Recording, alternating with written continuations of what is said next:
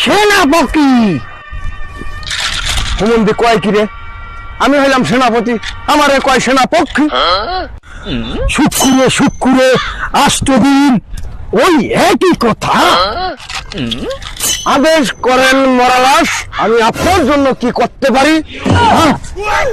সেনাপতি, আমার প্রজারে এমনই লইয়াবা। ঠিক আছে রাজা মহাশয়।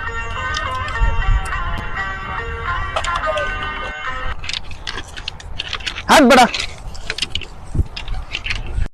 রাজা মহাশয়, এই আপনার প্রজারকে নিয়ে আসছি, যাই দেখি যে ঘরের ভিতরে মাল খেয়ে হইয়ে রয়েছে। প্রজাপতি, তোমার এত বড় সাহস, তুমি আমার রাজ্যে আমারে না বললে তুমি মাল খাও? হ্যাঁ, তুমি কি জানো আমার রাজ্যে যত সম্পদ আছে সব বিলিয়ে দেবো আমি প্রজাদের কাছে। থাকবো না আমি এই রাজ্যে, সবকিছু আমি বিলিয়ে দিয়ে আমি চলে যাবো এক জঙ্গলে। কেন রাজামশাই, আপনার কি হয়েছে?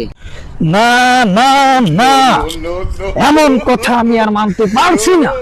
কেন রাজা মশাই, এমন কি কথা আমাদের সাথে বলেন? সেনাপতি, এটা তো একটা লজ্জার ব্যাপার।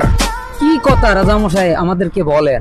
কি করে যে বলি বলি গো অপূর্বা, আমার শরম শরম লাগে রে আমার পূজা পূজা রে।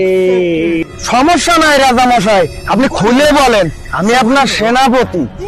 তোমার রানী বলছে বলছে মোরে ও মোরে মোরে নাকি বেটারি বলে দুর্বল দুর্বল রে।